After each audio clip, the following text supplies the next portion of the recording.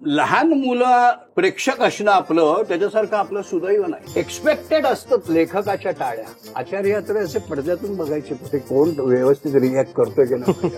तसं मी असा कान लावून बसलो आणि टाळ्या यायला लागलं, डोळ्यातून पाणी यायला लागलं. तरुण पिढीला अच्छा बरचसं बिघडवायचं काम या हे अलीकडचा हा ओटीटी प्लॅटफॉर्म करतो. याला सेन्सॉरशिप हवी असं माझं म्हणणं यासाठी आहे. ते सुंदर कसं दाखवता येईल ते बघा. ते सौंदर्य दृष्टी तुमच्याकडे नाही तोपर्यंत चांगलं कसं दिसणार तुम्हाला. गुजरातीला नाटक बांधायला लागत. फर्स्ट पेज मा શું આવશે इंट्रोडक्शन આવશે बरोबर. अशी करत पेज झालं की चौथे एक सजेशन झालं થઈ ગયા नाटक.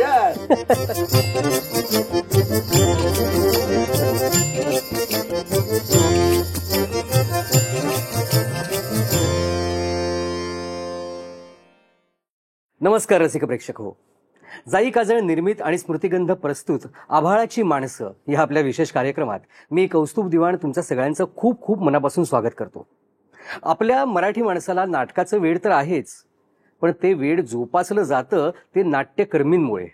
आणि असेच एक ज्येष्ठ नाट्यकर्मी आज आपल्यासोबत आहेत, ज्यांच्या प्रत्येक नाटकाने निदान सरासरी 200 तरी प्रयोगांचा टप्पा गाठलेला आहे. तर त्यांच्या कारकिर्दीबद्दल सांगायचं झालं तर 21 व्यावसायिक मराठी नाटकं, 27 व्यावसायिक गुजराती नाटकं, 9 प्रायोगिक नाटकं आणि त्याच्या पलीकडे असंख्य दूरचित्रवाणी मालिकांसाठी सुद्धा त्यांचं लेखन आहे. अनेक चित्रपटांच्या कथा सुद्धा त्यांनी लिहिलेल्या आहेत. आणि फक्त पडदाच नव्हे तर साहित्य क्षेत्रात सुद्धा 3 कादंबऱ्या आणि 1 आत्मचरित्र, एवढी सगळी ज्यांची साहित्य संपदा आहे, एवढा मोठा अनुभव आहे. आज वयाच्या 81व्या वर्षी सुद्धा ते तेवढेच चिरतरुण आहेत.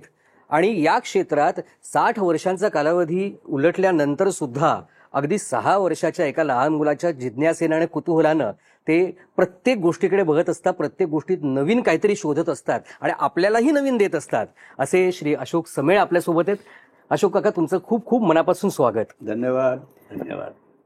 तुमची एवढी मोठी कारकीर्द म्हटल्यानंतर नक्की सुरुवात कुठून करायची हाच मला प्रश्न पडलाय खरं तर. पण नाटकात येण्यापूर्वी तुमचं पहिलं प्रेम होतं क्रिकेट, बरोबर आहे? अगदी बरोबर. मग क्रिकेटकडून अचानक नाटकाकडे, म्हणजे मैदानातून बंद थिएटरमध्ये येण्याचा योग कसा काय घडला? कसं झालं की 7 वर्षाचा असताना मी माझ्या घरी सगळंच नाटकाचं वातावरण होतं, कलाकार होते सगळे. म्हणजे 10 बाय 10च्या खोलीमध्ये आम्ही 27 माणसं राहत होतो. पण संध्याकाळी माझी आई माणिक वर्मा किंवा ज्योत्स्ना बोडेंची गाणी म्हणायची, वडील व्हायोलिन वाजवायचे आणि हे असं कलासक्त कुटुंब होतं. त्याला काका नाटकात काम करायचे. त्यांच्या त्या टाकसाळीच्या नाटकात मला घेऊन गेले 7व्या वर्षी. पण मी लहानपणापासून क्रिकेटचाच वेळ होता, त्यामुळे तेवढ्यापुरतं ते नाटक त्याच्यासाठी केलं काकासाठी.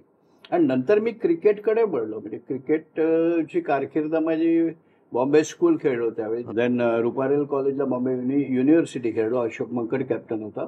आणि क्रिकेटची कारकीर्द सगळ्यात मोठं म्हणजे विजय मांजरेकर कॅप्टन असताना मी आणि Ramakant Desai test player, 9 test player खेळत होतो. त्याच्यात मी खेळत होतो आणि आम्ही दोघं ओपनिंग बॉलिंग करीत होतो सुद्धा वेळेला. तर म्हणजे एक वेगळाच क्रिकेटचा माहोल होता. काय झालं माहितीये का की एक खूप कॉम्पिटिशन होती आणि आर्थिक परिस्थिती बरी नसल्यामुळे मला पुण्याला जाऊन ऑफर आली होती की पुण्याला आलास तू तर तुला नक्की संधी मिळेल टेस्टसाठी सिलेक्शनची. जाऊ शकलो नाही घरच्या अडचणीमुळे. आणि देन ओके, तो चान्स चुकला. मग वय वाढत गेल्यानंतर क्रिकेट नाही म्हटलं तरी थोडं पाय पुढे जायला प्रॉब्लेम येतो, पाय मागे जायला प्रॉब्लेम येतो. आणि मग नाटकाकडे कसं वळलो की नाटकाची आवड होती. म्हणजे आम्ही चाळीतून जेव्हा मी किंग सर्कलला सायन कोळीवाड्याला जी सेंट्रल गव्हर्नमेंट कॉलनी आहे तिथे वडिलांना जागा मिळेल तर तिथे आम्ही गणपतीला नाटकं करत होतो. मोठी मोठी. पहिलं गेलं तर दुर्योधनचं तिमिरधाव, भालचंद्र पेंढारकडून सरळ सेट आणला, काय भाडं असेल ते असेल. दुसरं नाटक केलं तर अश्रूंची झाली फुले. बनशीकरांकडून सेट घेतला. त्यांची आणि माझी मैत्री झाली. 75 साली बनशीकरांची आणि माझी मैत्री झाली. ती त्यांच्या ते जाईपर्यंत ती मैत्री कायम होती.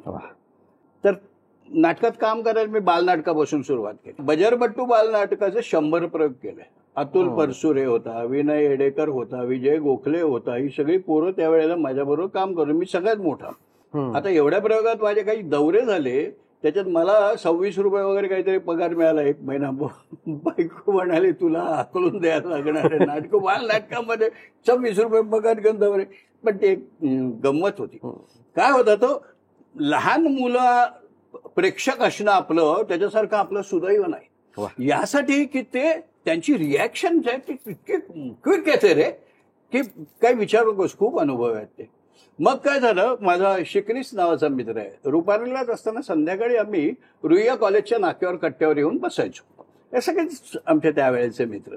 आणि मग कट्ट्यावर बसलो की काही ना काहीतरी चालू आहे. शिकनीस आला एक दिवस, मी नाटक करतोय, नाना पाटेकर औरंगजेब करतोय, एक रोल तुला आहे त्याच्या गुरुचा, तर तुला करायचं आहे, मैत्रीत करायचं, काय बोलायचं नाही. म्हणलं बरं. पण नाईट बाईटचा काही प्रश्न आला नाही, मैत्रीत करायचं आहे म्हटल्यानंतर बरं तो करतो. आणि मी आणि नाना तालमी चालू असताना अँटोनियो डिसेल्वाला दादरला तालमी चालू होतो. चालत चालत चालत आम्ही शिवाजी मंदिरला पाट्या बघत उभे होतो, असे असे असे नाटकाच्या. पणशीकरांचा मॅनेजर खाली तिकडे काहीतरी कामाला आला. अरे पणशीकरांनी तुझी आठवण काढली आहे. म्हटलं कशाला? पुत्रकामेशी नाटकात रोल आहे तुला. नाना म्हणाला जा ना, काही जाऊ नये ना. आम्हाला जायचं होतं एका ठिकाणी. मग मी पुढे जातो म्हणाला, तू जे काय ते आहे ते बघ. मी गेलो वरती, पणशीकर भेटले, आले. अरे बरं झालं आलंस, तुझी आठवण काढली होती मी. माझ्या आणि सुधाताईंच्या मध्ये आम्हाला असा एक बारीकसा असा होता. सुधाताई करमरकर बसल्यात तिथे. सुधाताई करमरकर त्यावेळेचे एक मोठं आर्टिस्ट. आणि मधुका अंबिकर नवीन होती, म्हणजे माझ्यासारखी ती देखील फार नवीन होती. डायरेक्टर कांती मडिया, गुजराती रंगभूमी गाजवलेला माणूस, अत्यंत मोठा. कांती मडिया समोर बसले होते. असे म्हणाले, काय करते तू? म्हटलं काही नाही, नोकरी करते. ते वाच म्हणाला. वाच म्हटल्यानंतर स्क्रिप्ट घेतली, वाचलं, 2 शब्द वाचलं. हे सिलेक्ट झाला प्रभाकर, एमनी रिहर्सल बाहेर लिहिली. म्हणत मला पंत म्हणाले, मी आता स्क्रिप्ट घेतली, मला सांगतो तुला काय. म्हटलं पंत, म्हटलं आत्ता मला नाना बरोबर जायचंय. नाना बिचारा वाट बघत असेल. त्याला आत्ता त्यावेळेला आपले मोबाईल वगैरे नव्हते रे, की मी नाना येऊ शकत नाही, मी तालीम करतोय, उद्या भेटू. तर मी गेलो आणि म्हटलं मी पाठ करीन आणि ऑफिसला उद्या दांडी मारतो आणि तालमीला येतो. शाहू सभागृहात सकाळी तालमीला होतो. आणि मग आलो मी जेव्हा, तेव्हा रात्री पाठ करून आलो मी नाटक सगळं. काय आहे तो रोल मोठा, 4 महत्वाचे. पणशीकर डॉक्टरचा रोल करत होता, सुधाताई करमरकर, मधुका अंबिकर आणि मी. त्याच्यात आणखीन एक सिनियर आर्टिस्ट होती, सरस्वतीबाई बोडस. बरं. हा, सरस्वतीबाई बोडस हे फार मोठं नाव होतं. म्हणजे गारंबीचा बापू जर तुम्ही पुराणा बघायला मिळालं असेल की ना मला माहित नाही, पण काशीनाथ आणि सरस्वतीबाई जो करायचेच आहेत. तर मग ह्या सगळ्या याच्याबरोबर मी पाठ केलं होतं. पाठांतर म्हणजे असं नाही, त्याला काही जे अपेक्षित आहे ते. तर कांतीमायला शिकवत बसला, हे असा करी नाक, हे तसा करी नाक. मग मी ते तसं करत होतो. आणि एक 4-8 दिवसात नाटक आलं होतं. मग ते नाटकात मी काम केलं, पुत्रकामेष्टी, आणि लोकांना आवडलं. शिरोड्याला प्रयोग होता कोकणात. हा, कोकणात. बरं. तेव्हा पणशीकरांची बहीण आली होती. अच्छा. आणि ती बसली होती नाटकाला. ते नाटक इंटरव्हल झाल्यावर मी आपला कोपऱ्यात बसायचो. पणशीकरांना भेटायला जी काही गर्दी असायची, एवढ्या मोठी परंपरा तो मी नव्हेच पासून अश्विनची झाली पुण्यापासून. आणि मग ती म्हणाली, तो तुझ्याबरोबर काम करतो, तो पोरगा कोण आहे? तुला सांगू, मी एवढा बारीक होतो की मला पॅडिंग घालायची. आणि मग मी शर्ट विर्ट आणि कोट बीट घालून असं काहीतरी एक माझं बुजगावणं असं उभं राहायचं. अभिनय त्यांना आवडत होता, मी करत होतो, लोकांना आवडत होता. तो बघतो आणि म्हणाल, याच्यासमोर तू उभा कसा राहतो? म्हटलं नाही हो, ते फार घ्यायचं.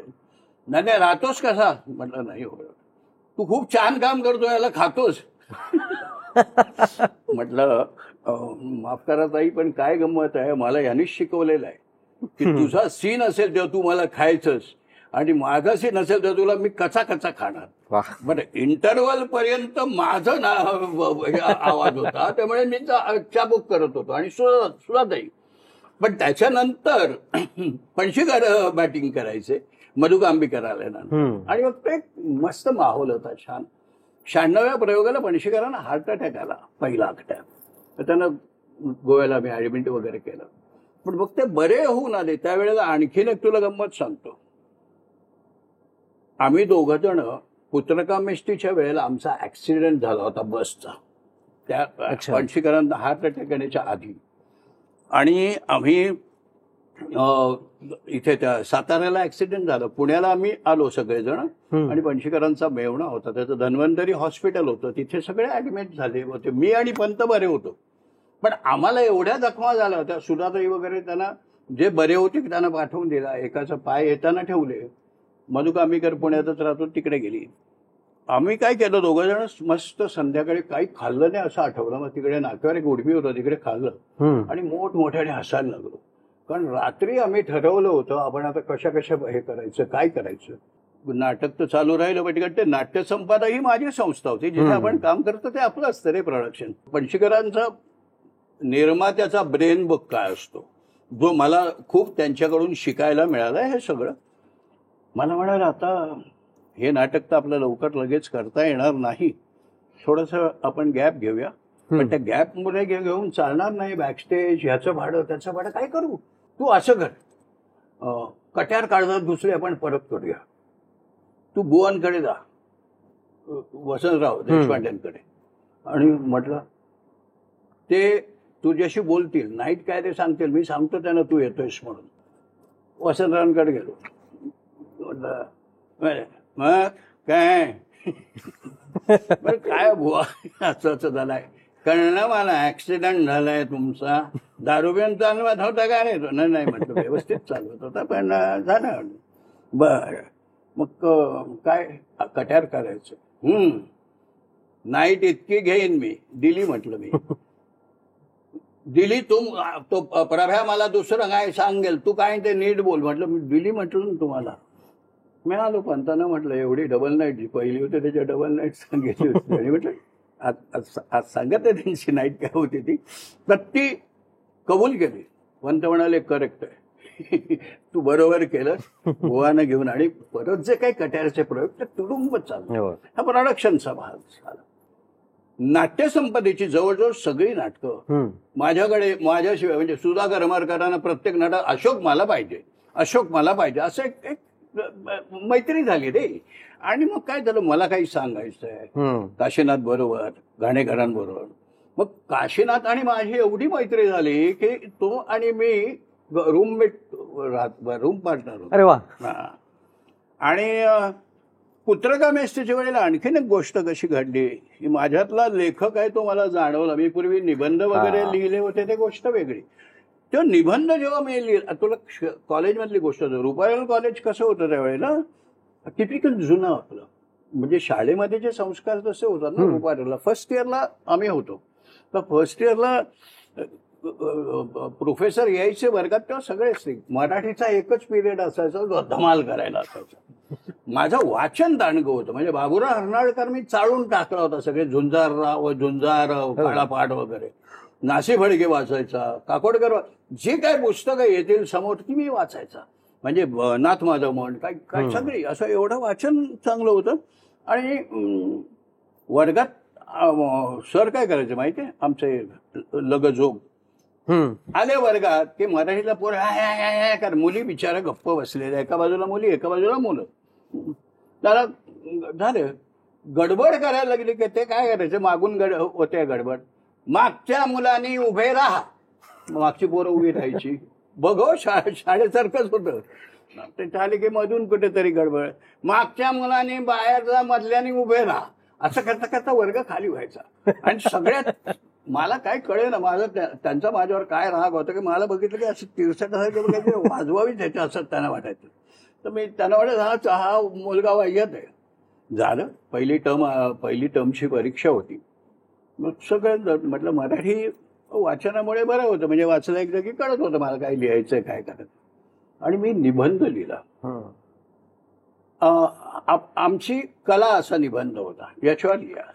तर मी क्रीडा कला कशी असेल, नासी फडक्यांचं एक वाङ्मय पुस्तक वाचलं होतं त्यावर, त्याच्यामध्ये हा मला प्रकार मिळाला होता आणि तो मी सगळा निबंधात लिहिला, एक वेगळ्या असा टॅकनी. आणि तो लिहिल्यावर सर वर्गात पेपर घेऊन जेव्हा आले, एका मुलाने असा पेपर लिहिलेला आहे की त्याला मला 21 मार्क द्यावेसे वाटले, पण 1 मार्क आमचा असतो ना, दिला नाही. म्हणजे बरं तिकडे ते झालं सगळं बसून. नंबर वाचतो, मला वाटलं कोणाचं तरी असेल. 10 नंबर वाचला दचकलो मी. निबंध उत्तम आहे की म्हणजे तो सगळ्यांनी वाचण्यासारखा आहे. तर ते मी हात वर केला. तुझ्या एक कानाखाली वाजवीन आणि आता तुला हात बोलून देईन कॉलेजमध्ये. म्हटलं सर वाचता तो नंबर माझा आहे. तर तो तुझा आहे? गाढवा काय सुंदर लिहितोस तू, आणि असा मागे बसून टिवल्या बावल्या करतो. नाही म्हटलं टिवल्या बावल्या नाही, मुलं काय बोलतात मला हसायला होतं. मी काय करतो, आजपासून पुढे बसशील, MA ला तू मराठी घेशील. झालं म्हणजे एक कुठेतरी पिरियड होता मस्ती करायचा. नंतर पुढे नोकरी लागल्यावर सकाळचे कॉलेज आणि मग नोकरी आणि मग संध्याकाळी क्रिकेट, ते वेगळं. नाटक असं तर तुला सांगतो, पुण्याला प्रयोग असायचे ना अश्रूचा म्हण किंवा कुठल्या नाटकाचा. तर मी संध्याकाळची गाडी डेक्कन पकडायचा 5 वाजताची, 9ला पोहोचायचा, प्रयोग करून सकाळी पुन्हा पॅसेंजरनी येऊन ऑफिसला जायचा. अरे वा. बेसिकली कसं आहे, पॉझिटिव्ह राहायचं रे. मला हे करायचं आहे, मग मला हे पण करायचं, मग मला हे पण, मग सगळं नीट करायला पाहिजे. आपण तुमचा एकंदरीत प्रवास ऐकताना आता असं जाणवतंय की जसं तुम्ही निबंधाचा उल्लेख केलात की क्रीडा हीच एक प्रकारची कला, आणि त्याच दरम्यान तुम्ही जे वाचन करायचा त्याच्यात तुम्ही नासी फडकेंचा उल्लेख केलात. तर नासी फडके हे नाव आल्यानंतर तेव्हाचा एक टिपिकल ठरलेला जो एक गाजलेला वाद होता, कलेसाठी कला की जीवनासाठी कला, हा एक प्रकार त्यावेळेला घडला होता. पण तुमचे अनुभव ऐकताना काका असं वाटतंय की तुमच्या बाबतीत तरी कला आणि जीवन हे वेगळं काही नाहीच आहे. जीवन हीच तुमची कला आहे आणि कला हीच तुमचं जीवन आहे. मग अभिनय या कलेकडून तुम्ही लिखाणाकडे वळलात. बरोबर. त्याची गंमत तुला सांगतो. म्हणजे बघ, माझ्याबरोबर असायचे पणशीकर, सुराताई करमरकर, आम्ही 3 मित्र म्हणजे असे घट्ट मित्र. तर संध्याकाळी आम्ही गप्पा मारायला एकत्र असायचो. रात्री जेवण यायचं ना आपलं, ते जेवण येईपर्यंत पण आम्ही 3 गप्पा मारत बसो. गप्पा असायच्या साहित्यावर फक्त, की हे वाचलंच करे, ते वाचलंच करे. पणशीकर बोलता बोलता एकदा पटकन म्हणाले, अरे डोंगर म्हातारा झाला. पुत्रकामेश ती अनिल बर्वेंचं. डोंगर म्हातारा झाल्यावर उत्तम नाटक होईल. अनिलला मी सांगतो लिहित नाही. म्हटलं खरंच हो पंत, म्हटलं नाटकच दिसतं सगळं, डोंगर म्हातारा झाला कादंबरी. मी विचार काय केला, फार तर मला फेकून द्यावं लागेल, आपण लिहूया.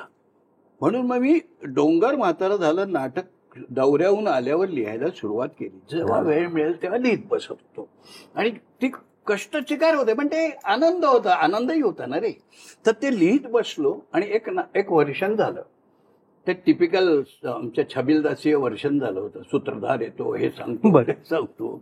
ते मला हे नाही, पण मला वाटत होतं की मी बरं लिहिलं. कारण अनिलने ॲज इट इज पणशीकरांना सुराताई म्हणाल, तू नाटक लिहिलंस? म्हटलं काय सांगतोय, चल वाचन करूया. घरी आले माझ्या, आम्ही वाचन केलं.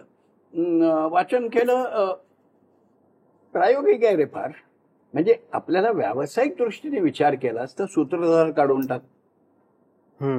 माझ्याबद्दल मी बोलणं हे चुकीचं आहे, माझ्याबद्दल तू बोलणं हे बरोबर आहे. तर ते तू कर. म्हणजे ती पात्र स्वतःबद्दल बोलण्याच्या ऐवजी पात्र दुसऱ्याबद्दल बोलतात आणि नाटक एक गुम. म्हटलं बरं. आणि रिराईट केलं पुन्हा. आणि मग सोलापूरला दौरा होता. डोंगर म्हातारा झाल्याची स्क्रिप्ट घेऊन वाचायचे आपलं. चित्तरंजन कोलटकर वगैरे सगळे बसले. बापू नाटक ऐकलं म्हणाले, नाटक छान केलंयस रे, पण तो रतुशेठ मगन शेठ ज्यांनी एवढी वाट लावली आहे त्या ठाकरांची, त्या आदिवासींची, त्या आहेत कुठे? बापू हे उत्तम बोलतात, बोलायचे बिचारे. आणि बापूंनी असं सांगितल्यानंतर म्हटलं येस बापू. परत रतुशेठ मगन शेठ लिहिला आणि मग वाचन केलं. पणशीकर, मी, सुराताई आणि कांती मडिया पण होते. आणि ते स्पेलबाउंड. कांती फक्त एवढंच म्हणाला, દીકરા એનામાં કોઈ છોકરી નથી એટલે ગુજરાતીમાં હું તો કરું જ નથી. तर झालं याला गुजरातीमध्ये ना बायका असल्याशिवाय नाटक करता येणार, बघायला कोण येणार म्हणाला. पंत मला म्हणाला, अशोक फॅन्टॅस्टिक नाटक झालंय, आपण काम करूया, निळूभाऊ फुले मिळतात का बघतो मी. म्हटलं बरं. तोपर्यंत बँकांच्या मध्ये स्टँडर्ड होता खूप. उत्तम नाटकं, एकांकिका स्पर्धा म्हणजे बँकेची टॉप सगळ्यात, म्हणजे कुठल्याही याला लेवलला ती बेस्ट होती. तर 25 वर्ष झाली होती एकांकिका स्पर्धेला. म्हणून ते नाटक फुल लेंथ नाटकाची स्पर्धा त्यांनी बँकेमध्ये घेतली. अच्छा. आणि माधव खाडीलकर वारला विचारा नुकताच आमचा मित्र. तर माधव आणि विसू कामेरकर तो पण नाहीये आता. तर त्या दोघांनी ठरवलं का अशोकचा डोंगर म्हातारा झाला आपण देना बँकेतर्फे करायचं ना. दोघं देना बँकेत होतो. पण देना बँकेची एकूण नाटक पाहिल्यानंतर म्हणाले एवढ्या आर्टिस्ट आणि हे आमची ताकद नाही रे, पण तुझं नाटक अशोक आपण करायला लावूया, हे नाटक खूप छान आहे. रिझर्व्ह बँकेला मी विचारलं, विजय शिर्के तिकडे होता रिझर्व्ह बँकेत, अरण खांबे होता, तिकडे टीम चांगली होती सगळी, आणि तिथे वाचन केलं. करतो म्हणाले आम्ही नाटक. त्यांनी करतो म्हटल्यानंतर प्रयोग जो काही होता त्या दिवशी माझ्या अंगावर काटा आला. मराठी इंडस्ट्री सगळी आली होती. काशीनाथ घाणेकर होते, पणशीकर होते, सुधाकर मरकर होते. पणशीकर सुधाकर मरकर डॉक्टर माझ्या प्रेमासाठी आले. मोहन तोंडवळकर होता कलावैभवचा, जो वेगळ्या प्रायोगिक नाटकं जयवंत दळवींची केली बघ, तर तो देखील आणि सगळं असं फुल. आणि मी जाम घाबरलो होतो रे. पहिली आपली कलाकृती होते, बाकी मध्ये एकांकिका वगैरे केल्या होत्या ते ठीक आहे, पण नाटक आणि ते पण फुल्लेंथ व्यावसायिक पद्धत. आणि मी आपला असा बसून होतो. एक्सपेक्टेड असतात लेखकाच्या टाळ्या. आचार्य तर असे पडद्यातून बघायचे कुठे कोण व्यवस्थित रिॲक्ट करतोय की नाही डायलॉगला. तसं मी असा कान लावून बसलो आणि टाळ्या यायला लागल्या, डोळ्यातून पाणी यायला लागलं रे. एवढ्या टाळ्या टाळ्या टाळ्या. माधव मनोहराने डोंगरवर एवढं लिहिलं होतं. माधव मनोहरांसारखे समीक्षक मला आज तरी दिसत नाही. खूप लिहिलं होतं त्यांनी डोंगरवर. बाळासाहेब ठाकरेंनी दोनदा डोंगर पाहिला आणि म्हणाले, अशोक या डोंगराला कधी म्हातारा करू नकोस. पणशीकरांनी डॉक्टर म्हणाला, तुझी लेखक म्हणून आता जबाबदारी वाढली आहे. अगदी बरोबर. तू उत्तम नाटकच आम्ही तुझ्याकडून अपेक्षित करतो. हे निळूभाऊ मिळालं तर वेल अँड गुड करू आपण. हे अभिनयानंतर तुम्ही लेखकही झालात आणि लेखनासोबत तुम्ही दिग्दर्शनाकडे वळलात. नंतर दिग्दर्शनाकडे का वळलो? कारण डोंगर म्हातारा झालं फायनली पणशीकरांनी करायचं नाही ठरवलं, कारण निळूभाऊ नाही मिळाले. आणि व्यावसायिक दृष्टिकोनातून खरंच एक स्त्री असणं त्याच्यात महत्वाचं होतं. कारण बऱ्याच त्यांचा एक ठाकटोळे असतात असे. पण मी ते व्यावसायिकला माझी निर्मिती संस्था काढली ऋग्वेद, आणि ते केलं नाटक मी. डोंगर म्हातारा झालं. 50 प्रयोग केले बरं का रे त्याचे. म्हणजे ऋग्वेदनी बुकिंग नव्हतं, काही नव्हतं. 77,000चं कर्ज झालं होतं माझ्या डोक्यावर त्या काळी. तर डोंगर मी केलं. दिग्दर्शक बाळ रणखांबेलाच ठेवला होता याचा आपला रिझर्व्ह बँकेचा. पण त्याच्यानंतर जी काही नाटकं मी केली, म्हणजे पिंजरा केलं सायको, ते पण मी याला दिलं. सायकोवर पिंजरा केलं, त्याच्यात ऍक्ट करत होतं, ते याला दिलं, रणखांबेलाच दिलं. चांगलं एक केलं म्हणून. पण त्याच्यानंतर शपथ तुला जीव लगा नावाचं मी नाटक केलं. ते नाटक खूप बोल्ड होतं. 7 मिनिट्सवर होतं. स्मिता तळवळकर, बाळधुरी. आता ही कलाकार मंडळी ते वाह्यात नाटक असतं तर केलं नसतं केलं. आणि तेव्हा मी त्याच्यात रेखाताई म्हणजे ही कास्ट मी स्वतः काम करत होतो. अशा पद्धत एवढी कास्ट असताना सेन्सॉरने ए सर्टिफिकेट दिलं. आणि त्यावेळेला तुला सांगतो हिट अँड हॉट नाटकाचा जमाना चालू होता. ए सर्टिफिकेट दिल्यामुळे मला काय झालं, ठराविक थिएटरला बंदी. मग मी बंडाचा हे उचलला, गेलो मी वर्तमानपत्रात, सेन्सॉरला भांडलो. म्हटलं मी मानत नाही तुम्हाला, जा मी नाटक करतो, तुम्ही या आणि बघा त्या नाटकात काय वाह्यात आहे का. हे नाटक असं आहे की प्रत्येक शाळेमध्ये हे शिकवावं, म्हणजे आज जे होणारे बलात्कार आहे वगैरे ते थांबतील का, लहान मुलांचं शिक्षण आधीच मिळेल काय करायचं. तर हे नाटक मी डिरेक्ट केलं आणि ते डिरेक्ट उत्तम झालं. त्याचे प्रयोग चांगले झाले. 100-150 प्रयोग तर मी करतच होतो कुठल्याही नाटकाचं. हे करता करता काय झालं, अश्रूंची झाले फुलेचे एकूण मी 700-750 प्रयोग केले बरं का. शंभू महादेव ते एक वेगळे किस्से वेगळे आहेत, ते मी त्याच्याकडे जात नाही. म्हणजे ते नट म्हणून. हा, नट म्हणून. आता हे दिग्दर्शन म्हणून मी केल्यावर पणशीकरांना माझ्यातला दिग्दर्शक आवडला. तो दिग्दर्शक आवडल्यानंतर आम्ही नाटकांचे 1-2 आणखीन नाटकं केले. घर अण्णा देशपांडेंचं हे, त्याला दिग्दर्शन माझं होतं पणशीकरांच्या नाटकाला. पण सगळ्यात चॅलेंजिंग काय होतं, नटसम्राट होतं. कारण एवढे नटसम्राट झाले होते. पणशीकरांना नटसम्राट करा असं आमच्या तिकडे नरे आहेत. काय साहेब काय करताय म्हटलं, मग काय नाही म्हटलं. काय मला म्हणाले, अशोकजी नटसम्राट करायचंय आपल्याला. नटसम्राट करायचं म्हटलं, कोणाला घेऊन? पणशीकर. तुम्ही सांगितलं तर ते नाही म्हणणार नाहीत. म्हटलं बरं. नरेंचं ऑफिस खाली शिवाजी मंदिरला पहिल्या मजल्यावर पणशीकरांची नाट्य संपदा. मी गेलो. पंत काय रे कुठे गेला होतास म्हणलं खाली नारायणकडे बसलो होता. काय म्हणतात ना रे, तारखा बिरका देतात का आपल्याला 2-4? म्हणलं ते कधी देईन तुम्हाला मी. म्हणलं काय तुम्ही नटसम्राट करायचं काय, नटसम्राट तुम्ही करायचं, हड हड हड हड मी नाही करणार. म्हटलं असं काय हडहड करण्यासारखं काय त्याच्यामध्ये? अरे पहिल्या ती श्रीराम लागूच्या आधी माझ्याकडे आला होता तो गोवा हिंद असोसिएशन घेऊन, मग मी नाही केलं. म्हटलं का नाही केलं? मला बापाचा रोल, त्या बाप लेखाचा रडतोय, पोरांनी फसवलंय, ह्यांनी फसवलंय आणि त्यांनी फसवलंय असं तो रडतोय. नटसम्राटचा माझा अभ्यास होता, लक्षात घे. मी एक अभ्यास पण केला. डोंगर म्हातारा झाला, MA ला युनिव्हर्सिटीला बॉम्बे अभ्यासाला होतं. तसंच माझं कुसुंबनरलेलंही अभ्यासाला होतं. तर तो मुद्दा बाजूला ठेवला, तर नाही का करणार? मग मी त्यांना सांगितलं, म्हटलं ती व्यथा तुम्ही बापाची म्हणता, प्रत्येक बापाचा व्यवसाय वेगळा आहे. प्रत्येक बाप आपल्या मुलाकडे आपण काय व्हावं मुलगा या दृष्टीने बघतो. तर म्हटलं तो हा जो आहे नटसम्राट, त्याची स्वतःची अपेक्षा वेगळी आहे, पोरांनी काय करावं ते. आज 40,000ची थैली त्या काळातली, तो विचार हा नानासाहेब फाटकांवर लिहिलेलं होतं नाटक तात्यांनी, शिरवाडकरांनी. त्या काळातली ते हे आहे, ते तो करतोय. आणि मी म्हटलं सेट कसा करतोय बघा. माझं आणि राजन भिसेचं बोलणं झालं होतं, आम्ही ह्याला करायचं. राजन भिसे उत्तम म्हणजे नेपथ्य. तर त्यांनी काय केलं, असे लेवल्स ठेवल्या 3. एक मोठी वरची लेवल, त्याला हिरवी चादर, 2 मुलांचं घर, 1 मुलीचं घर. आणि जेव्हा नटसम्राट स्टेजवर यायचे तेव्हा हिरव्या चादरीवर यायचे.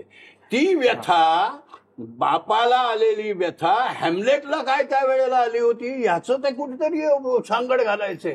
किंग लिअरला का आली होती ह्याचं सांगड घालून सगळा शेक्सपियर तात्याने ज्या पद्धतीने इथे मांडला होता. आणि तो सगळा ह्या नटसम्राटमध्ये शिरवाडकरांनी खूप छान, असं अशी भाषाच नाही रे.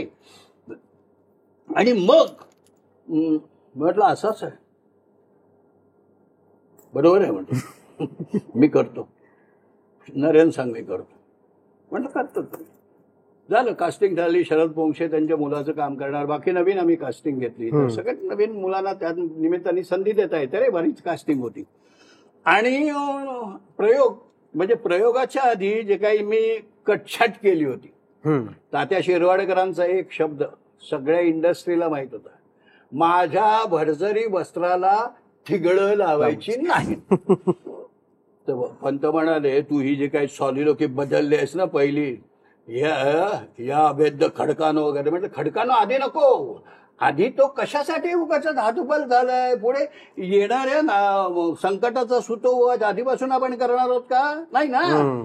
मग ते कापतो ना मी, पुढे घालू ना, 2दा घालतो मी. म्हटलं ते हे अवैध ते आहे जे बघ पहिली सॉलिलोकी, ते झाल्यानंतर म्हणाले 2दा घालतो मी ते. तू कसं काय, मला सांगू नको. तात्यांना मी नाही सांगू शकत. मी सांगू शकतो तात्यांना. तात्यांकडे गेलो, पणशीकर आणि आम्ही लगेच तात्यांकडे गेलो. चल चल संध्याकाळी जाऊया आपण. आम्ही गेलो, बसलो. काय अशोका काय घेऊन आलास? म्हटलं तात्या नटसम्राट करतो. हो तर तू बोललायस मला. मग म्हटलं थोडं हे आहे, मला थोडंसं असं वेगळं करावंसं वाटतं. म्हणजे काय? म्हटलं तुमच्या भरजरी वस्त्राला मस्त शालू बिलूनी असा नटवा असा वाटतो. तू काय बोलतोस काय म्हणाल? म्हटलं ही पहिली सॉलिलोकी तात्या, त्यावेळेला ठीक आहे की ती गेली किंवा कोणाच्या लक्षात आली नसेल दिग्दर्शकाच्या. तर मला असं वाटतं ती आपण मुलांनी फसवल्यावर एकदा घालूया आणि मुलींनी फसवल्यावर एकदा घालूया. मग किंग लिअरची ती करेक्ट सॉलिलोकी करेक्ट जागी बसेल. मला करून दाखव आधी आणि मग प्रयोग करायचा. बरं म्हटलं बरं हे करून दाखव. मग परवानगी आहे तुमची? हो दा कर तू. एवढं काय रे ते व्यक्तिमत्व होतं काय ते. गेलो आणि इथे तालमी तशा केल्या. पहिला प्रयोग नाशिकला ठेवला. नाशिकला संध्याकाळी तात्यांनी त्यांच्या सगळ्या टकले बिकले हेमंत वगैरे त्यांना सगळ्यांना सांगितलं जायचं नाटक बघायचं, वाईट केलं तर मला सांगायचं, लगेच त्याला मी हे करतो. तात्यांना मग सकाळी फोन करून सांगेल आम्ही लवकर येतोय, तुमच्या अंगणात प्रयोग करतोय, तो तुम्ही ओके केलात तर रात्री करू, नाही तर कशाला निर्मात्याला खड्ड्यात घालू, त्याचं नुकसान करू, थिएटर भाडे वगैरे भर. गेलो तात्यांच्या अंगणात प्रयोग केला. तात्यांना सेटची आयडिया दिली, असं होईल असं होईल असं होईल. आणि पंत नटसम्राट तात्यांना आणखीन एक मी म्हणालो होतो जेव्हा हे सॉलिडोकीत बदलायला गेलो त्या, तात्या नटसम्राट भिकारी का दाखवायचा पहिल्यापासून? नटसम्राट म्हणून ज्याला 40,000ची थैली मिळणार आहे तो फ्लॅशबॅक मध्ये भिकारी का? मी दाखवणारच नाही त्याला भिकारी. तू करणारच काय? मी म्हटलं असा नटसम्राट अशी फरक्या घालून वगैरे चांदीच्या मुठीची काठी घेऊन येतोय मस्त असं चालत बालगंधर्वांसारखा आणि मग स्टेजवर जातो. आणि तुला गंमत सांगतो, नटसम्राट तिथे दाखवल्यावर सुन्न होऊन जवळ घेतला मला, डोळ्यात पाणी, अधिकाने रे भेटला मला. क्या पाहिलं? अजून काय पाहिजे रे आपल्याला? याच्याशिवाय काय मोठं आहे जगात? अधिका भेटला नाहीस. हे दोनदा असं बोलले होते जेव्हा मी त्यांचं आनंदचा पीस केला होता. तर तुला बोलून दाखवू?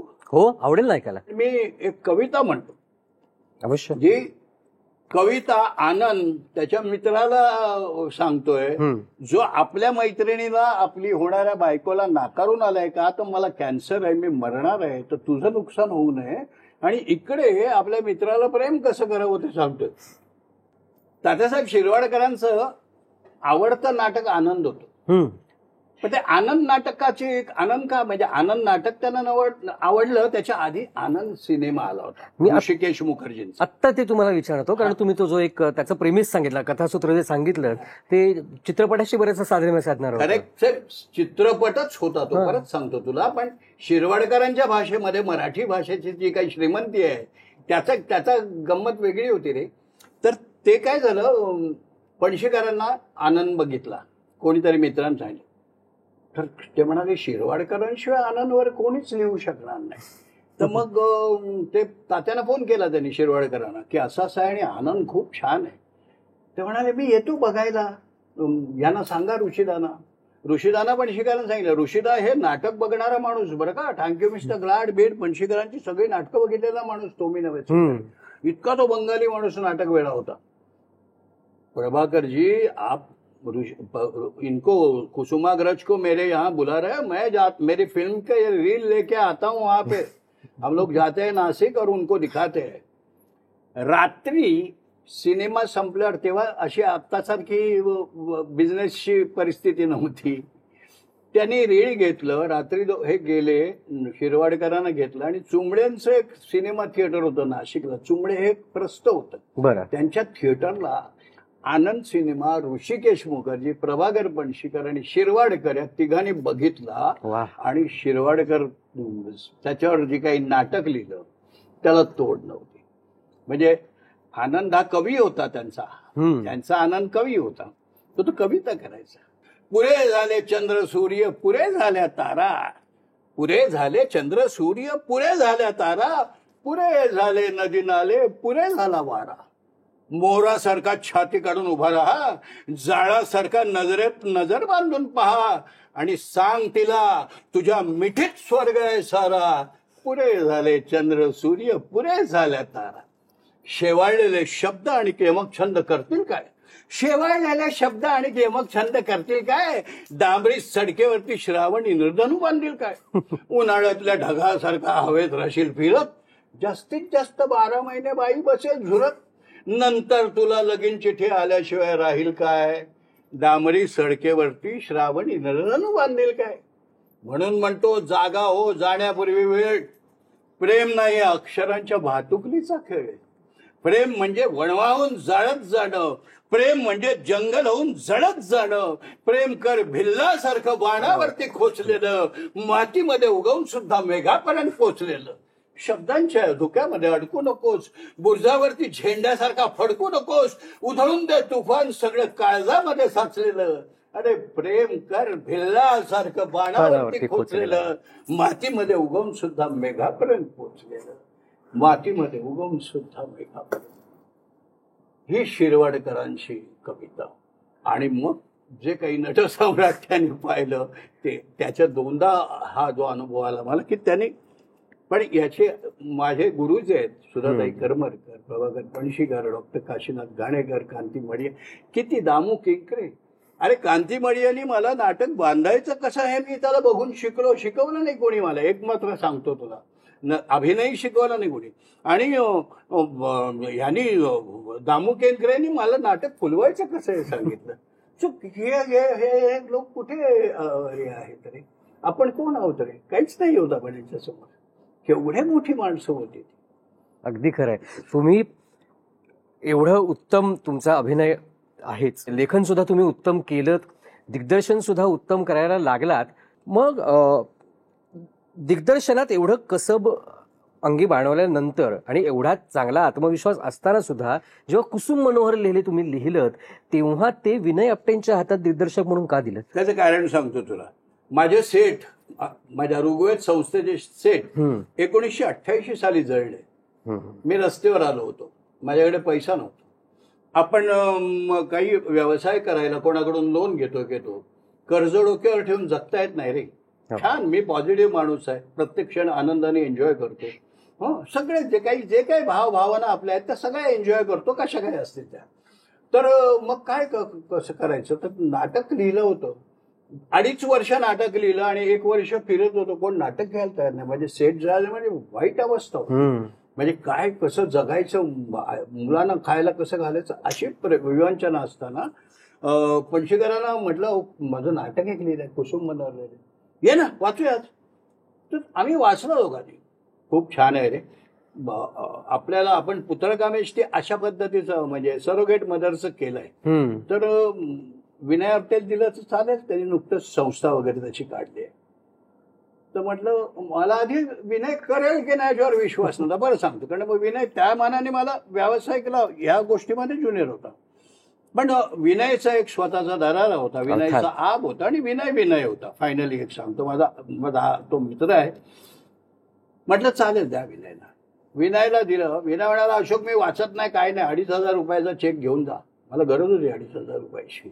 बरं म्हटलं, आणि कधी वाचन करूया. मग त्यांनी मस्त हॉटेलला बुक केलं, हे केलं, हे नाटक आहे, असं होईल तसं होईल. नाटकाची गंमत सांगतो तुला. आता दिग्दर्शक त्याला दिल्यानंतर माझी परवानगी काय घेतली, अरे मी असं थोडं गेमिक्स करतोय, गिरीश एकदा करेल हा आणि संजय एकदा करेल. आणि सुकन्या मधल्यामध्ये ह्या सगळ्यांना बाळ कर्वेपासून सगळ्यांनी ती तालीम करावी लागायची. नाटकाला 4 दिवस होते. आणि विनय म्हणाला, साहेब नाटक आपलं करतोय, 4 दिवसात आलंय, रंगीत तालीम बघायला याल की नाही. म्हटलं बरं कुठे आहे, दामोदरला. बरं, मी गेलो दामोदरला. जनरली कसं असतं रे, आपण दिग्दर्शक आहोत, आपण लेखक आहोत, आणि मग आपल्याला काही ना काहीतरी असं वाटतं की हे असं व्हायला पाहिजे, तसं व्हायला पाहिजे. तसं कुठेतरी गैरसमज नको कुठे म्हणा. पण ऍट द सेम टाइम काय झालं, संबंध नाटक बघितलं, माझ्यातला एक प्रेक्षक असं म्हणाला, याच्यात काहीतरी कमी आहे. आणि मी असं म्हणाल्यावर विनय मला म्हणतो, अजिबात तू काय आता मला लिहून देऊ नको, तुम्ही लेखक लोक आले का प्रॉब्लेम करता माझा. म्हटलं विनय ऐक, मला तू 5 मिनिटं दे, तुम्ही सगळ्यांना जेवणाची सुट्टी जाहीर कर, आणि मी एक सीन लिहितो, तो सीन आपल्याला ह्याच्यात टाकायचा. बरं, तू काय म्हटलं, तू थांब ना. प्रदीप मुळे पण होतं, म्हणजे त्याला सेटचं हे करायला पाहिजे, चेंज होत. तर मी एक सीन लिहिला. सीन काय होता, सुजाता देशमुख हकलवून दिलेली आहे, जिला म्हणजे खोटी कुसुम मनोहर लेले म्हणून जिला वापरली सुकन्या कुलकर्णीला, तिला हकलून दिली आहे. आणि तिला पाना फुटलंय रे. आणि ते माझं बाळ करत रडत ती धावत त्या लेलेकडे येते. लेलेची बायको एकटीच घरात आहे. लेले आणि त्याची बहीण सुमिओग बाहेर गेलेले आहेत. आणि ती म्हणते, मला एकदा बाळाला पाजू द्या, मी पुन्हा येणार नाही तुमच्याकडे, एकदा पाजू द्या मला. तर ती ही सांगते, म्हणजे ओरिजिनल कुसुम मनोहर लेले सांगते, बाळ नाहीये, यांच्या बरोबर घेऊन गेलेत, त्यांना वंश घेऊन गेलेत. आणि बिचारी ती असा वळते, बाळाच्या रडण्याचा आवाज, आणि ही प्रचंड एक्साइट होते आणि आरडा करत धावायला आत जाते. तिला आवडत नाही. एवढ्यात मनोहर लेले आणि त्याची बहीण येते सुमिओग, आणि तिला ज्या पद्धतीने फरफटत घेऊन जातात, तो सीन मी लिहिला रे 4 दिवस असताना. विनय म्हणाला, हा सीन तर घेतला पाहिजे तू यार. म्हटलं हा घेतलाच पाहिजे सीन तुला. आणि सुकन्या अशी आली, मला तिला सीन. म्हटलं तू थांब. तो झाला संबंध. आता सेटअपचा प्रश्न आला. म्हटलं ते सगळी स्क्रिप्ट आहे, 1 2 3 4 हे आहे. मामा तुला काय प्रॉब्लेम आहे, प्रदीपला विचारलं. नाही इथे काय नाही. मग हा इथे तुला कटआउटला प्रॉब्लेम आहे, दे तुला मध्ये मी फिलर देतो. असं करून पुन्हा स्क्रिप्टमध्ये थोडे थोडे बदल केले, स्क्रिप्ट दिली आणि मग फायनल जे नाटक गाजलं, जे 500 प्रयोग हाऊसफुल वगैरे केलं, ते टीमवर्क आहे. त्याच्यावरती आणि एक प्रश्न मला विचारायचा आहे की तुम्ही हा जो शेवटचा सीन म्हणाला तो इतक्या टिपेला जाऊन इतका मोठा इम्पॅक्ट सोडून जातो हो. की नाटक खरं तर तिथे पडदा पडून संपलं असतं तरी सुद्धा तेवढाच इम्पॅक्ट राहणार होता. पण त्याच्यानंतर ओरिजिनल केस काय घडलेली होती ह्याची माहिती जी दिली जाते, ही संकल्पना कोणाची होती? ही संकल्पना विनयची होती की तो म्हणाला की अशोक आपण असं केलं तर, पण तो प्रत्येक गोष्ट मला विचारल्याशिवाय करत नव्हता. जर आपण ओरिजिनल कुसुम मनोरलेले काय झालं हे दाखवलं, आजही तो मी दुसरा पार्ट लिहिला केशव मनोरलेले. संग्राम लहान होता आणि त्याला म्हटलं अरे तुला वाद झालाय, 9वी काय बक्षीस देऊ, 10वीत गेलाय, नाटक लिहि ना माझ्यासाठी. तर ते नाटक त्याच्यासाठी लिहिलं होतं. सो तो भाग अपाट.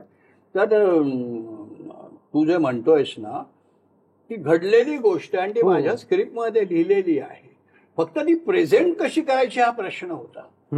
पण विनयनी तो हे सगळं तामझाम करून आणला आणि मी दुसऱ्या वेळी त्याच्याच असिस्टंटनी संतोष कोचरेकरांनी केला, जेव्हा आपला कोण हे संग्राम, दुसरा आपला शशांक होता, शशांक आणि पल्लवी होते, असे 3 जण होते. तेव्हा मी काय केला, एंड असा वेगळ्या पद्धतीने तिथे क्रॉस करत आणला, तो बदलला होता. म्हणतात उगाच त्याचा खर्च करू नकोस, काही गरज नाही. पण तो इम्पॅक्ट यायचा. म्हणजे कुसुम मनोरलेले हे नाटक तर अगदी मी खूप लहानपणी बघितलेलं होतं आणि आज थोडा लेखनाच्या दृष्टिकोनातून विचार केल्यानंतर इतक्या सुंदर पद्धतीने तुम्ही ती रचलेली संहिता आहे, ज्याच्यामध्ये सगळ्यात पहिली गोष्ट म्हणजे कौटुंबिक पार्श्वभूमी, जे एकत्र कुटुंबानं बसून बघावं अशा प्रकारची ती गोष्ट, म्हणजे ती सगळ्याच तुमच्या संहितांमध्ये बघायला मिळते. तुमच्या सगळ्याच कथावस्तू हा कुठे नाही गेले, लहान बघू नये काही, अगदी बरोबर बघा उलट. म्हणजे कौटुंबिक पार्श्वभूमीच्या कथा, पण त्यांनाही रहस्य आणि विनोद या दोन्हीची सुद्धा इतकी छान त्याच्यामध्ये समतोल तुम्ही साधत असता. आता मी गुजराती एवढी नाटकं लिहिली बघ. मी तुम्हाला हाच प्रश्न विचारणार होतो आता. तर ते गुजरातीमध्ये माझी आधी नाटकं त्यांनी घेतली होती.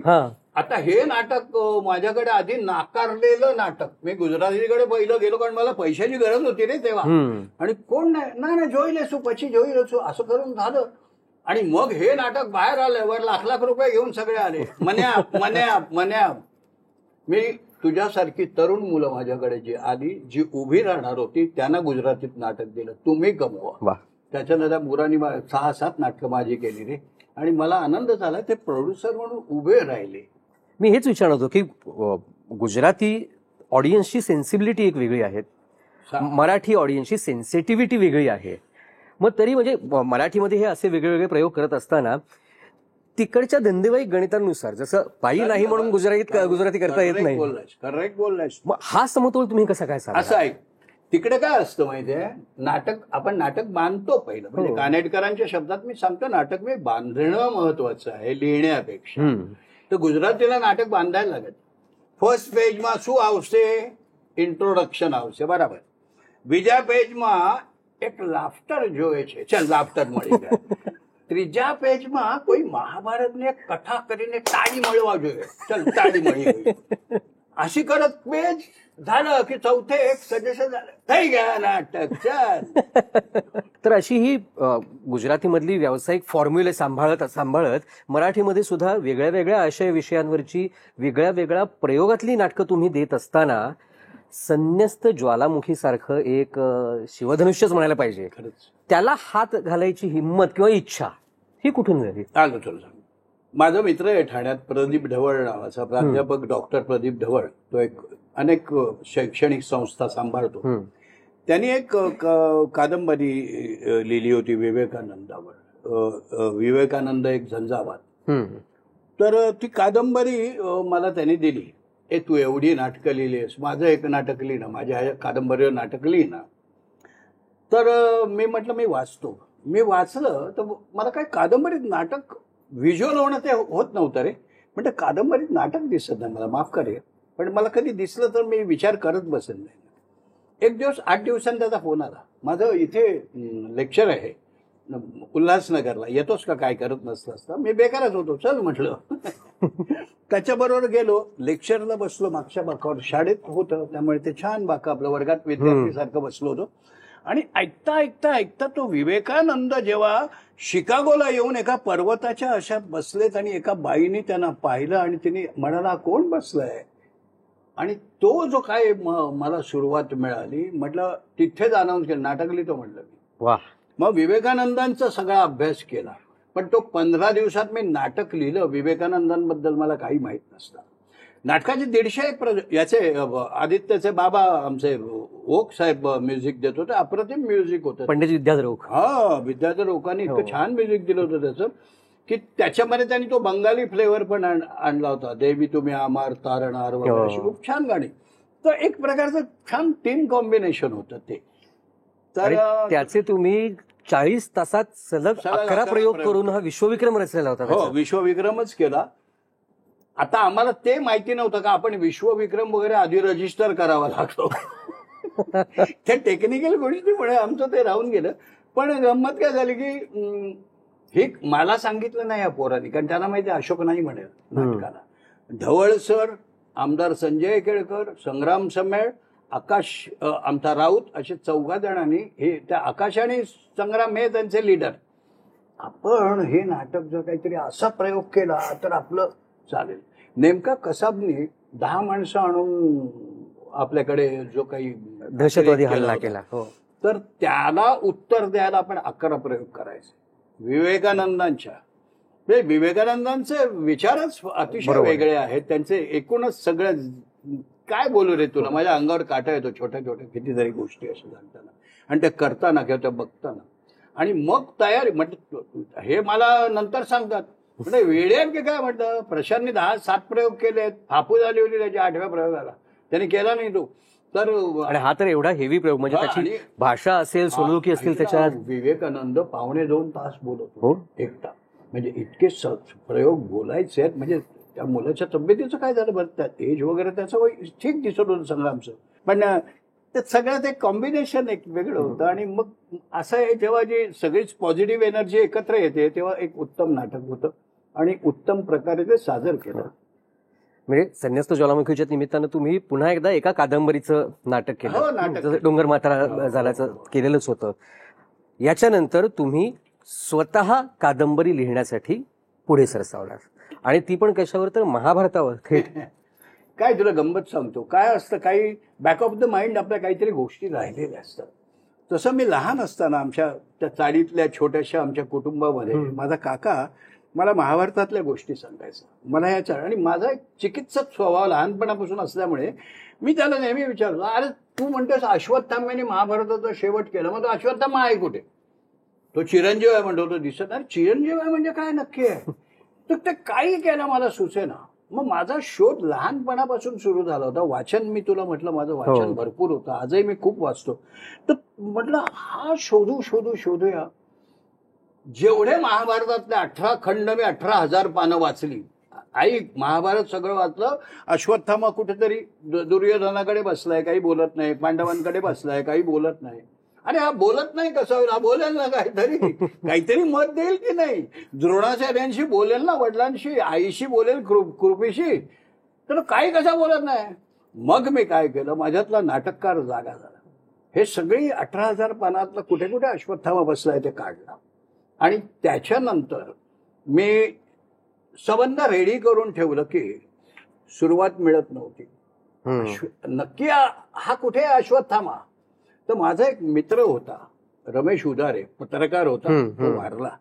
तर त्याचा तो नंदुरबारचा. तर तो मला असं म्हणाल ना, नंदुरबारला सगळेच पत्रकार मित्र त्याचे होते. तो राहायचाच तिथे पूर्वी. मला म्हणाला, अशोक काय करतोय? काही नाही रे. अश्वत्थामा कुठपर्यंत आलाय? म्हटलं नाही, मिळत नाही रे मला अजून. काय करतोय सूर्या? मी नंदुरबारला जातोय. म्हटलं काही नाही, विचारतो घरात तरी. काही तसं खास काही नाही. मग जाऊया, येशील सकाळी, आपण निघू, मी जीप करतोय. म्हणत सर तिकडे नंदुरबारला आलेला. त्यांनी मला हॉटेलमध्ये ठेवला, मित्रांना भेटवलं. दुसऱ्या दिवशी सकाळी त्याने श्रॉफ नावाचे त्याचे जे प्रोफेसर होते, जे आदिवासींना शिकवायचे तिथे नंदुरबारला, त्यांना भेटवलं आणि अश्वत्थाम्याची गोष्ट, श्रॉफचं नाव आलेलं आहे अश्वत्थामा. किंवा पोरांना पाहिजे तर पुस्तकं मी पाठवे ना तुम्हाला, अवश्य. सांगा तर वाचा ती, कारण महत्वाचं आहे. तर ते तिथे मला श्रॉफनी गोष्ट सांगितली. अमेरिकेचे त्यांचे मित्र आले होते आणि त्यांना जो अश्वत्थामाचा अनुभव आला. अश्वत्थामा कुठे आहे? अस्तंबा पर्वत. अस्तंबा पर्वत कुठे आहे? नंदुरबार पासून 90 किलोमीटरवर, म्हणजे 7 किलो पर्यंत का अक्कलकुवा, म्हणजे गुजरात महाराष्ट्र बॉर्डरवरती, आणि तिकडून 90 किलोमीटरचा जो घाट सुरू होतो. 7 वेळा मरता मरता वाचलोय. माझं लक्षच नव्हतं कुठे. मी सगळीकडे असा बघत चाललो होतो. आणि जेव्हा त्याला तिथे बघितला, आणखीन एक गंमत तिकडे. तिथे आम्ही असे उभे होतो, माझ्याबरोबर 5-6 जण होते. एक जण आला तिकडून, मुंडाचं बिंडाचं बांधलेलं आहे. डोंगर चढायचं नाही आता, चला बसा कुठेतरी जाऊन, डोंगरावर जायचं नाही. आणि तो कुठे गायब झाला कळलंच नाही मला. तर नंतर तो म्हणाला काय असं असेल, पण तो तशी अनुभूती. पण ते पाहिलं आणि तिथे मी 4 दिवस राहिलो आदिवासींच्या मध्ये. आणि रात्री ती बुदली तेलाची ठेवतात, त्याच्या वळवळती बांधलेली. त्यांच्या घरात बिचाऱ्यांच्या तेल नाहीये. मी 2004 साली गेलो होतो. आज किती वर्ष? 20 वर्ष झाली. त्यावेळेची परिस्थिती अशी होती. निदान एक चांगली गोष्ट होती की बिचाऱ्या आदिवासींच्या अंगावर वस्त्र आली होती रे. त्यामुळे ते तिथून हे पण पाणी घ्यायला इथून खाली ये डेव्हलपमेंटच झाली नाही. आणि एका बाजूला दरी आणि एका बाजूला डोंगर. तर ते असं ते 4 दिवसामध्ये मी जो अश्वत्थामा मला हवा तो मिळाला. घरी आलो आणि झपाटल्यासारखा 2 महिने 8-8, 10-10 तास बसून अश्वत्थामा लिहिला. त्याच्यानंतर मी भीष्म लिहिला. अश्वत्थामा लिहिला, हे आबाळ भीष्माचं, ते आबाळ भीष्माचं. अश्वत्थामा लिहिल्यावर मी काय देता म्हटलं आता काही यायचं नाही, बस कादंबरी जीव जातो रे. आणि ते परत तो प्रूफ चेक करा रे, बाप रे. तर टेन्शनच येते मला, धडकी भरते. आणि मी आपला गणपतीकडे बघत बसलो. तुला म्हणजे आपल्याला विश्वास बसणार नाही अशी गोष्ट आहे. आणि मला एक पटकन आतून प्रेरणा आली. अरे आपण अश्वत्थाम्याचा लिहून महाभारताचा एंड लिहिला, सुरुवात कोण लिहिणार? तो नसता तो महाभारत घडलं असतं नसतं. कृष्ण सूत्रधार होता, पण महाभारत भीष्म नसता तर महाभारत घडलं नसतं. कारण तो पहिला वसू जो आलाय तो शापित आलेला आहे. प्रभास नावाचा वसू जो आहे, तो 8वा वसू तो भीष्म आहे. आणि त्याच्या प्रतिज्ञेमुळे महाभारत घडलं पुढे सगळं जे काही. बरोबर आहे.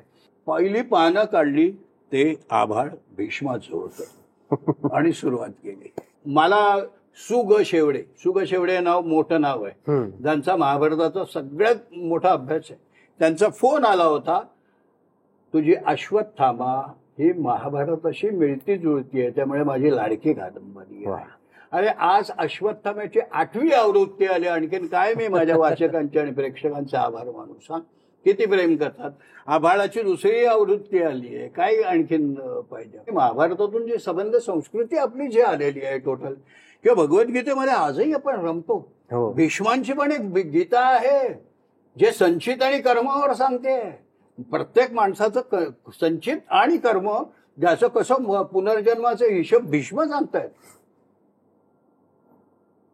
अशा बऱ्याच गोष्टी आहेत. तुम्ही स्वतः कायम काळाप्रमाणे पुढे सरकत जाणारे कलावंत आहात. आणि एकेकाळी तुम्ही त्या नाटकाचा उल्लेख केला, जेव्हा तुम्ही सेन्सॉर विरुद्ध बंड पुकारलं होतं की नाही, माझ्या कंटेंटवरती माझा ठाम विश्वास आहे आणि त्यासाठी मी तुमची जी काही काय तुम्ही लादलेली जी बंधनं असतील ती झुगारून द्यायला तयार आहे. बरोबर आहे. आता आजच्या काळामध्ये तुला आणखी सेन्सॉरचा विषय निघालतो. आणखी मी सेन्सॉर बोर्डवर मध्ये होतो, तेव्हा मी काय करत होतो, हे नवीन नाटककार बिचारे नाटकं येऊन लिहायचे आणि आमच्यापैकी कोणीतरी मेंबर रिजेक्ट करायचे ना, त्या नाटककाराला मी बोलवायचं, का रिजेक्ट केलंय तुझं बघू. त्याला घरी बसून नाटक कसं लिहायचंय शिकवून, नाटकातलं रिजेक्शन काय सबमिट मी पास करतो नाटक. हा सॉरी बोल. हा, तर म्हणजे सेन्सॉरचा सुद्धा एकेकाळी सेन्सॉरला विरोध करण्यापासून त्या सेन्सॉरमध्ये स्वतः जबाबदारी घेऊन सुधारणा कशी करावी हे तुम्ही दाखवून दिलेलं असताना, आज डिजिटल म्हणजे वेब कंटेंट एक फ्री फॉर्म आहे, एक अख्खा फ्री प्लॅटफॉर्म आहे ज्याला अजून तरी काही सेन्सॉरशिप नाहीये. आणि तिथे बऱ्याच अंशी खूप एक्सप्रेसिव्ह कंटेंट दाखवला, एक्सप्लिसिट कंटेंट दाखवला जातो. त्याच्याबद्दल तुमचं काय मत आहे? माझं मत असं आहे की तरुण पिढीला आजच्या बरंचसं बिघडवायचं काम हे अलीकडचा हा OTT प्लॅटफॉर्म करतो. याला सेन्सॉरशिप हवी असं माझं म्हणणं यासाठी आहे, कर्मठ म्हणून नाही. त्यांना करू दे, हे दाखवताना देखील छान पद्धतीने दाखवता येईल रे. नग्नता सुंदर आहे, माहितीये का? नग्न शब्दाचा अर्थ काय? न म्हणजे नाही, ग्न म्हणजे चिकटलेला. जो कशालाही चिकटलेला नाहीये, फक्त आत्म्याला चिकटलाय तो नग्न, आणि जो चराचराला चिकटलाय ते लग्न.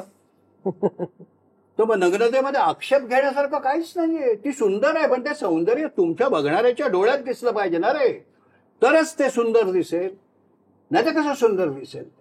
तर माझं मत, आता परवाच आमची गोष्ट झाली, मला सेन्सॉरचा फोन आला. माझे मित्र आहेत तिथे, की अशोक मला ऍडवाइस पाहिजे. ही वरच्या लेवलचा माणूस आहे. म्हटलं सर बोला, काय संत वाङ्मयावर सेन्सॉरशिप असावी की नसावी? म्हटलं परवा एका संतांनी जे वाक्य उच्चारलंय, कुठल्याही गोष्टीमुळे जर आपण एकमेकांच्या धर्मामध्ये जर वाद करत असू, मारामाऱ्या करत असू, तर ते योग्य नाहीये, नाही का? तर तो प्रत्येकाने आपापल्या धर्माचा आणि आपापल्या देवाचा मान राखणं, रिस्पेक्ट राखणं गरजेचं आहे. तर त्यासाठी आजचे संत ज्या पद्धतीने बोलतात त्याच्यासाठी सेन्सॉरशिप हवी, असं मी सांगितलं त्यांना. आणि तू म्हणतोयस ना तसं माझा याला विरोध नाहीये. OTT तुम्ही करा, जे काय करा. सेन्सॉर आता आपला सिरियलला पण काही बऱ्यापैकी बोल्ड करत असतात अलीकडे, हरकत नाही. ते सुंदर कसं दाखवता येईल ते बघा रे. सौंदर्य दृष्टी तुमच्याकडे नाही तोपर्यंत चांगलं कसं दिसणार तुम्हाला? सौंदर्य दृष्टी आपल्याला आणावी लागते, आपल्याला तसं बघावं लागतं त्या वस्तूकडे. सुंदर करता आलं बघा रे. नुसतं दाखवायचंय म्हणून दाखवण्यात त्याच्यात काही गंमत नाहीये. वा, तुम्ही मगाशी म्हणाला की आम्ही फक्त नाटक जगलो. हे तुमच्या बोलण्यातून, तुमच्या प्रत्येक वाक्यातून जाणवत राहतं की तुम्ही किती तुमच्या कलेशी डेडिकेटेड आहात आणि पहिल्यापासून तुम्ही कलेला किती वाहून घेतलेलं आहे स्वतःला. पण हे सगळं करत असताना आज संग्रामचा मित्र म्हणून जेव्हा मी तुम्हाला बघतो त्यावेळेला मला ही अगदी खूप छान गोष्ट वाटते की तुम्ही कलावंत म्हणून जेवढे श्रेष्ठ आणि ज्येष्ठ आहात तेवढे एक उत्तम बाबा सुद्धा आहात. हा वर्क लाईफ बॅलन्स तुम्ही कसा काय मेंटेन केलात? खरं सांगू तुला, मला लहान मुलं, नातू पण माझा असला ना तरी माझा तो मित्र आहे रे. आणि मित्र ही भावना माझी असल्यामुळे माझं प्रत्येक कुठल्या लहानापासून मोठ्यांपर्यंत वृद्धांपर्यंत जमतं. एखादा पटकन निगेटिव्ह बोलत म्हटलं कशी काय बोललं, काय पाऊस पडतो? नाही रे, छान पाऊस पडतो म्हणणं. बेसिकली कसं आहे की हे अध्यात्म आहे. तुझं नेगेशन आहे, नेगेटिव्हिटी, तुझं नकारात्मकता ही काय, हे काय अध्यात्म नाही आहे. अध्यात्म जगणं हा महत्वाचा भाग आहे ना रे. एखाद्याला फॉर एक्झाम्पल, मी नाटक डिरेक्ट करताना प्रचंड चिडतो, बिडतो, हे करतो. ऍट द सेम टाइम बरं, हे एवढं करून एक सगळी दगदग करून मेहनत केल्यानंतर एखाद्याने सांगितलं की अरे असं आहे तसं आहे, माझं एक तुला मोठ्या अवघारंग एकजी झाल्यासारखं नाटक मी सगळं लिहिलंय, बसवलंय, आजही माझ्याकडे पुरावे आहेत सगळे त्याचे, तरी कोणीतरी येऊन आपल्या नावावर खेचतं, तर मी गप्प बसायचं का रे? तरी मी जाऊन दे, तेवढ्या पुरता बोललो, सोडला, जाऊ दे. पणशीकरांना करायचं होतं, पण पणशीकरांना करायचं होतं म्हणजे माझा निषेध नोंदवायचा, तो सोडला नाही. मी निषेध नोंदवला, तो नोंदवायलाच पाहिजे. कारण ती तडजोड करणं म्हणजे मी चमचेगिरी करणं असं होईल, आणि ते मला आवडत नाही. अगदी बरोबर आहे. तुम्ही एवढं तुमच्या कारकिर्दीबद्दल भरभरून बोललायत. तुमच्याकडून आम्हाला एवढं खूप छान शिकायला मिळालं, म्हणजे अगदी वाक्यात तुमच्याकडून शिकायला मिळालं की नग्नता सुंदर असते. हे जर प्रत्येकाला उद्या जाणवलं आणि ते अंगी बाणवण्याचा प्रयत्न केला तर अख्खं जग किती सुंदर होईल. सुंदर होईल. सांग ना, म्हणजे काय बघण्याचा तुमचा दृष्टिकोन का गलिच्छ, किती सुंदर आहे, छान आहे, बघा ना त्याला. अध्यात्म इतकं सोपं असू शकतं आणि त्यानं आयुष्य इतकं सुंदर होऊ शकतं. हे तुमच्याशी गप्पा मारता मारता जे आज आम्हाला तुमच्याकडून मिळालंय, त्याचबरोबर तुमच्या नवीन नाटकांची सुद्धा आम्हाला आणखीन पर्वणी मिळत राहू देत. तुमच्या नवनवीन कादंबऱ्या सुद्धा आम्हाला वाचायला नक्कीच आवडतील आणि पुन्हा पुन्हा तुमची भेट होऊन तुमच्याशी आणखीन भरपूर विषयांवर गप्पा मारायची संधी आम्हाला मिळत राहू देत, हीच आम्ही आता ईश्वराकडे प्रार्थना करतो. पण आजच्या या भागासाठी आभाळीची माणसाच्या अख्ख्या टीमतर्फे मी तुमचे खूप खूप मनापासून आभार मानतो. मी पण तुमचा सगळ्या आभाळाची माझी माणसं माझ्या समोर बसलेले आहेत. माझ्या आयुष्यामध्ये एक तत्व आहे, माझ्या बॅकस्टेजला जे काम करतात ते माझे परमेश्वर आहेत, कारण त्यांच्यामुळे मी दिसतो, आपण दिसतो, तू मी दिसतो. त्या सगळ्यांना माझा साष्टांग प्रणिपात आहे, कारण ते माझ्या किती वर्षापासून आले, आज बरेचसे हयात नाहीत, पण ते सगळे माझे आहेत, आजही माझे आहेत. थँक्यू. आणि आभाळाची माणसाच्या आमच्या या सगळ्या परिवारातर्फे म्हणजेच जाई काजळ आणि स्मृतिगंध परिवारातर्फे आमच्याकडून ही तुम्हाला एक छोटीशी भेट.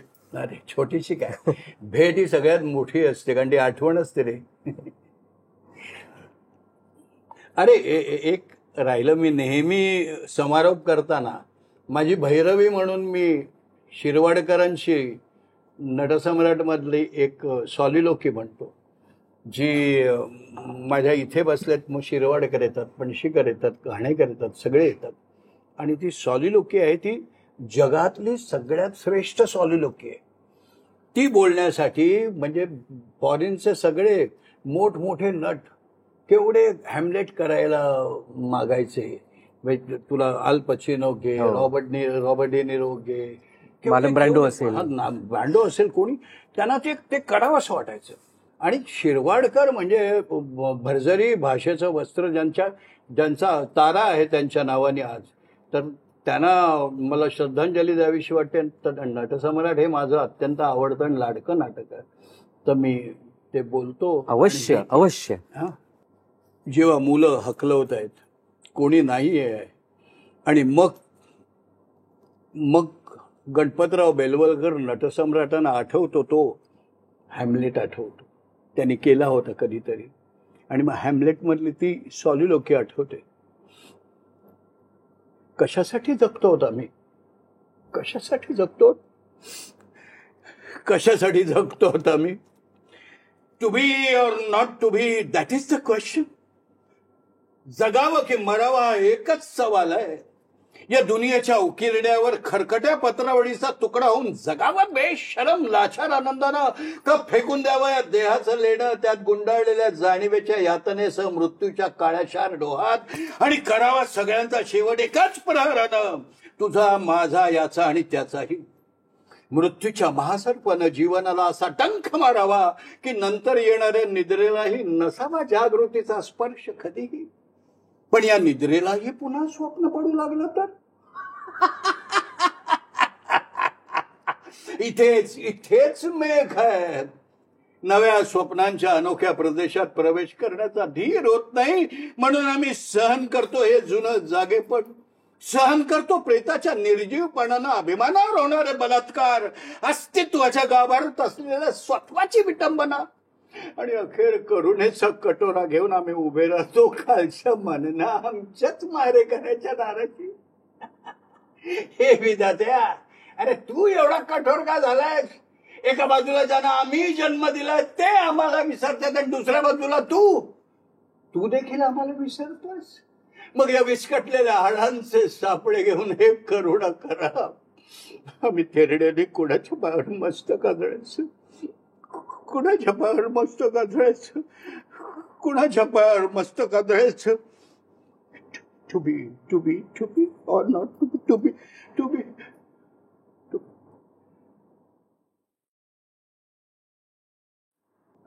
अशोक काका, आता खरंच समजत नाहीये की कुठल्या प्रकारे व्यक्त होऊ, कारण तुमचा हा परफॉर्मन्स बघितल्यानंतर इथे आमच्या स्टुडिओमध्ये किती भारावून गेल्यासारखं वातावरण आहे याची तुम्ही नक्कीच कल्पना करू शकता. ह्याच्यासारख्या आणखीन अशाच मुलाखती बघण्यासाठी, मोठमोठ्या आभाळाच्या माणसांचा प्रवास जाणून घेण्यासाठी आमच्यासोबत नक्की बघत रहा आभाळाची माणसं, आणि स्मृतिगंधच्या यूट्यूब चॅनलला आणि फेसबुक पेजला लाईक, शेअर आणि सबस्क्राईब करायला अजिबात विसरू नका. धन्यवाद.